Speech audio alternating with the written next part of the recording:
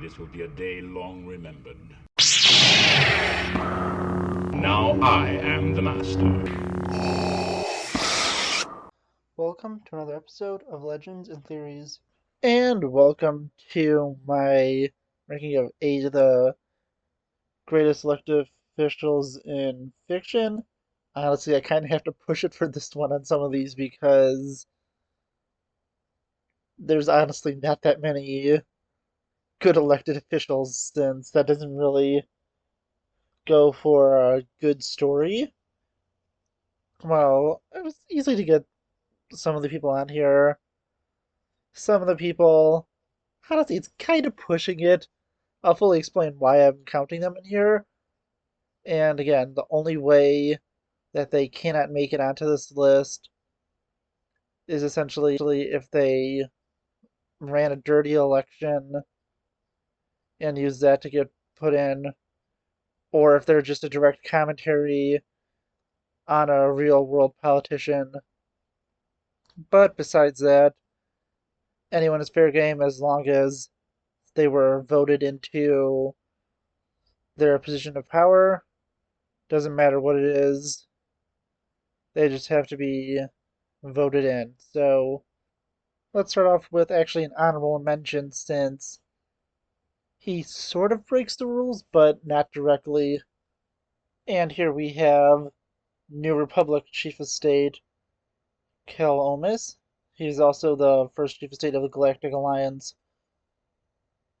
And he does a lot of good stuff, including leading the New Republic and later Galactic Alliance to victory in the Yuuzhan Vong War. It does eventually lose his power to Jacen Solo, but he still does a lot of good stuff. Reason he can't fully be on here is solely for the reason that, not to his knowledge, but Lando Calrissian and Talon Card used blackmail to get him voted into office. And while he had no knowledge of it, and it was more the Jedi trying to put a Jedi ally into the Chief of State's office and not putting someone who could potentially surrender to the Yuuzhan Vong. And since it was done with at least noble intentions to make sure that someone who likely could have surrendered to the Vong and caused trillions of more deaths, and the fact that Omis had no knowledge of everything that happened to put him into office, I definitely say that could at least justify putting him on here, but I'm not going to just in case. Plus, there's also the entire Alpha Red fiasco where, although I'm still on the book right now, so I don't know if he ever changes his mind or anything. And I'm not going to look ahead just so I could have at least that be a surprise. He does at least initially authorize the use of Alpha Red, which is a weapon, if unleashed, would commit genocide against the Yuuzhan Vong. I know it is not used, but I don't know if it's specifically chosen out of a moral obligation by him, or if Luke convinces him by winning a major victory in the war. That's what I'm most likely assuming it is, since, again, I'm currently on the book that is discussing that. I still have like 60 pages left in it, and that also is kind of a point against him, but he did it to protect the galaxy and end a war that's already led to trillions of deaths, so I think I could understand that. Again, I feel like for that and him having a, although unknown to him, dirty election puts him as an honorable mention, but I still think he is worth mentioning. At number 8, we have Yoda.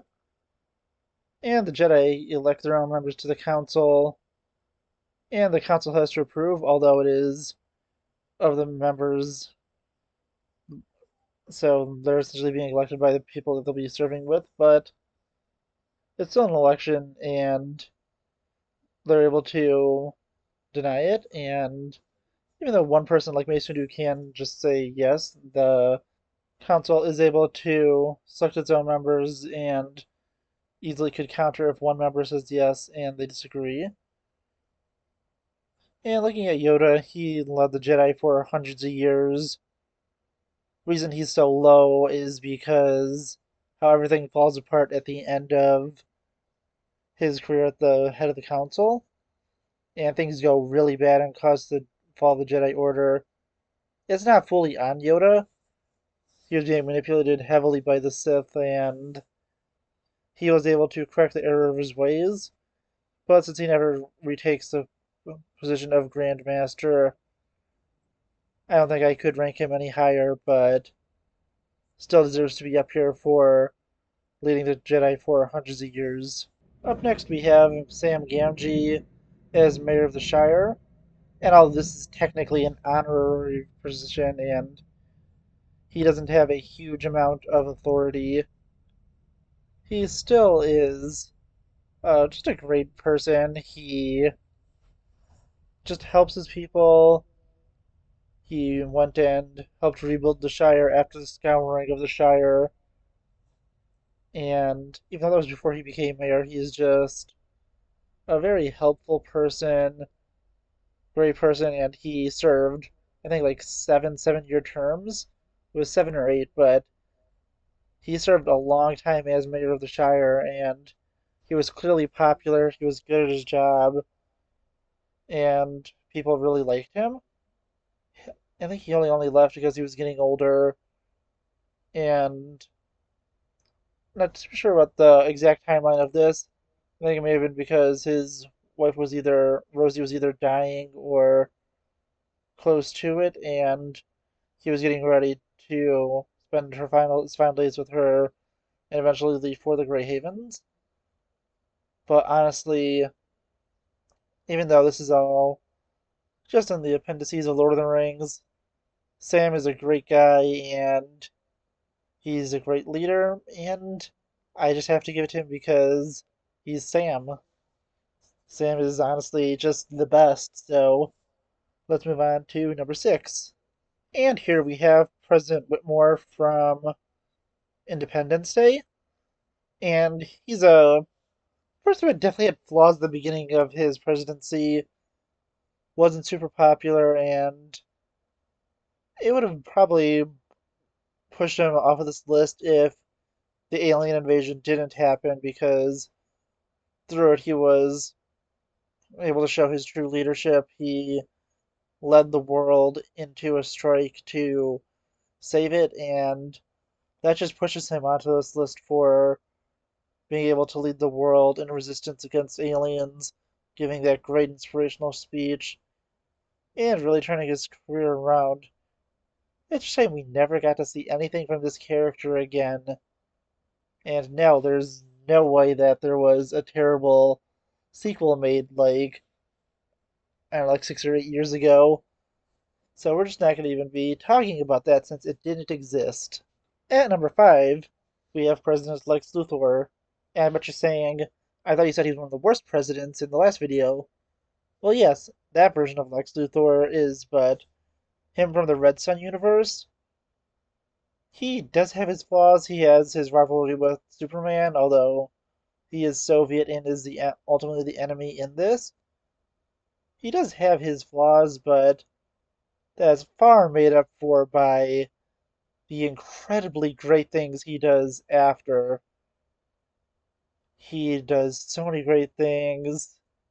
He helps cure cancer. He creates a global United States, which puts the world into a era of unprecedented peace for thousands and thousands of years, and it really seems it's in peace until Earth's sun is destroyed in the far future, and his extremely great grandson Kal-El is sent back in time to become the Soviet Superman that causes all this. So I'm talking about the comic, obviously, and not the movie, since he does give up his presidency after he defeats Superman in that.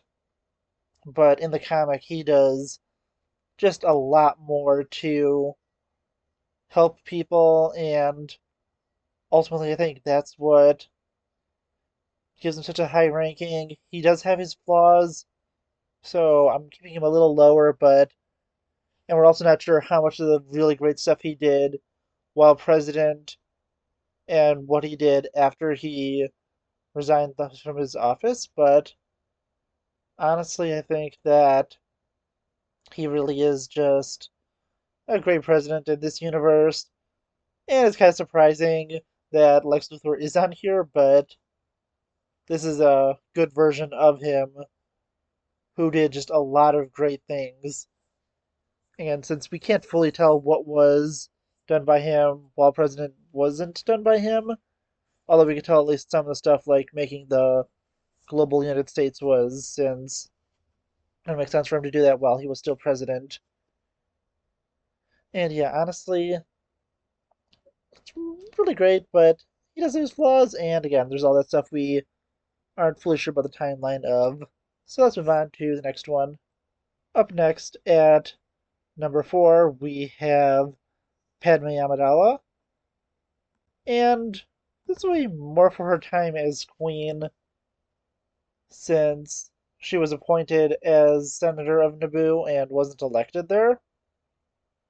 And although she is good as senator, I think she is far better as Queen Amidala, where, at least in terms of being a politician, since she is able to go and help her planet. If we look at the Legends continuity specifically, since we don't know too much about the cause to the invasion of Naboo, at least the circumstances that led to it are in canon and her involvement with it, but she had to deal with the mistakes and manipulations of Palpatine from on her predecessors, and that's what caused the invasion. So she had to clean up other people's messes. So she was able to actually reunite her people with the Gungans and made a lasting peace between their two races.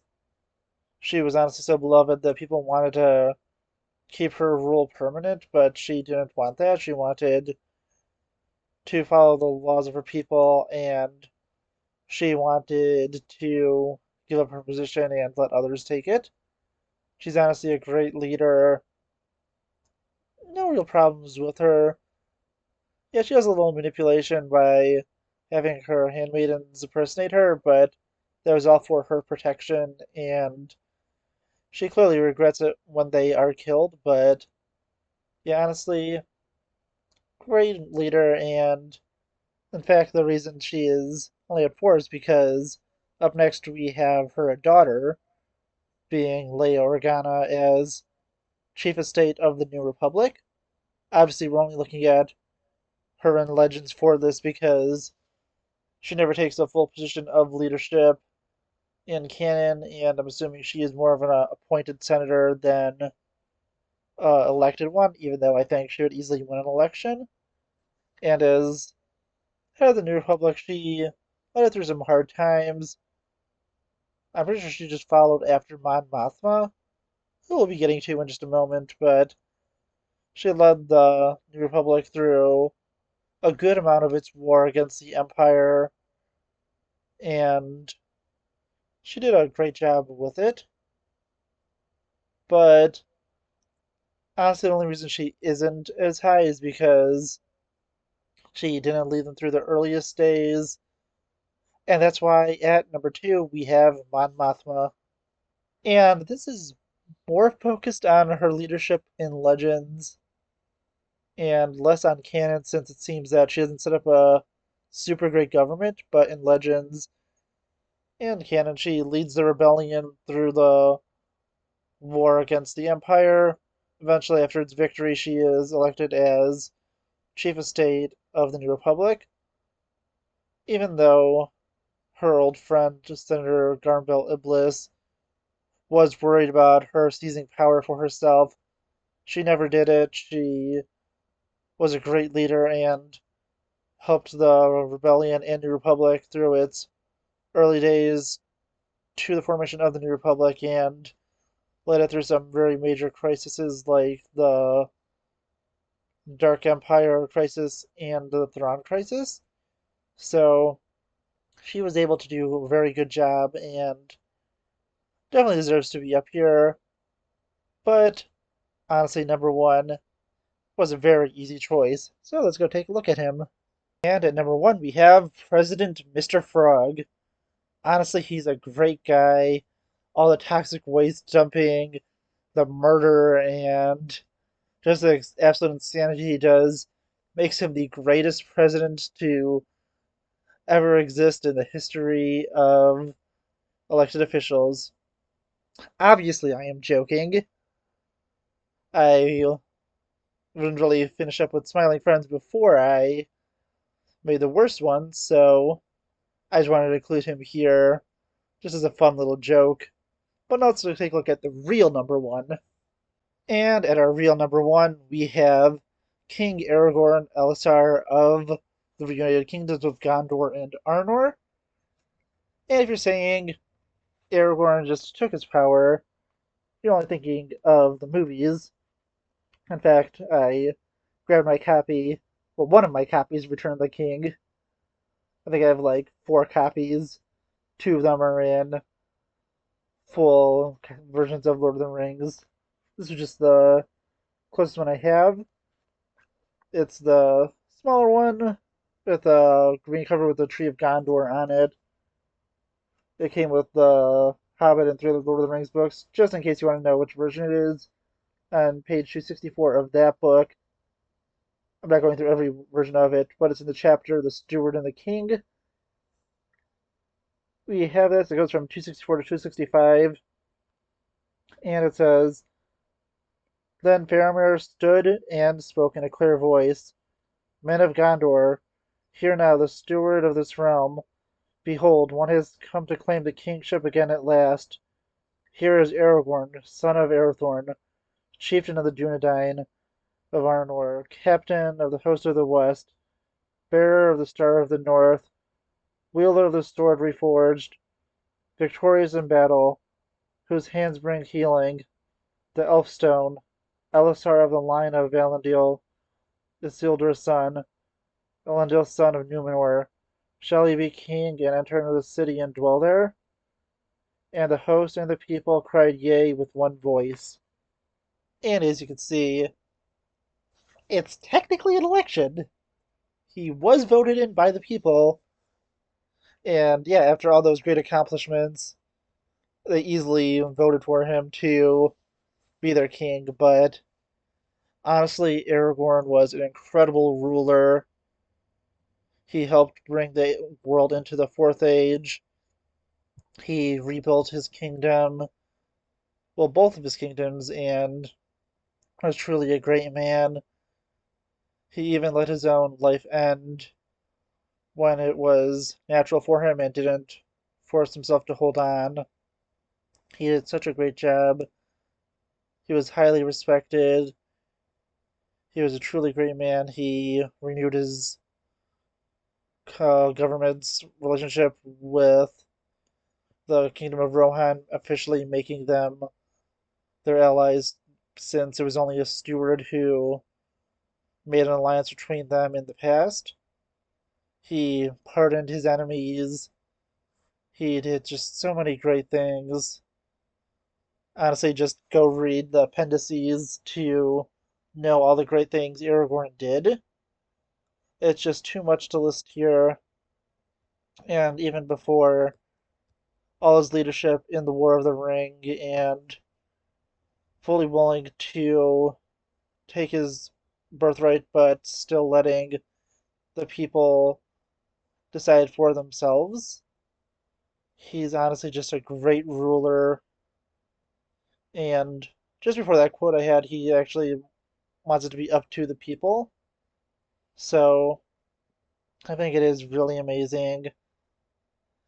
Aragorn is really just the greatest to be elected into his office, and it can be shown how he was able to unite the world of men and lead Middle Earth into its fourth age.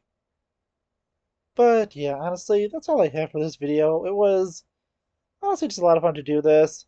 Go and look around and find some people, although I had to do a bunch of rulers of the New Republic. But Honestly, it was a lot of fun. I don't know what you think. Do you think I missed anyone? Because I looked through a bunch of lists of just like fictional politicians because really it's kind of hard to find actually good fictional politicians since, well, people don't like politicians, so they're generally shown to be incompetent at best and completely corrupt at worst. So, yeah, honestly, the other one was a lot easier to make. That was just me narrowing down all the terrible politicians there were in existence to the eight I think were the worst. But here I had to go through just a lot of them to figure out who were the eight best I could think of from franchises I know. Let me know what you think in the comments, and I'll see you next episode of Legends and Theories. Thank you for watching this episode of Legends and Theories. Please subscribe, like the video, share the video, leave a comment, check out the video on screen, and may the Force be with you.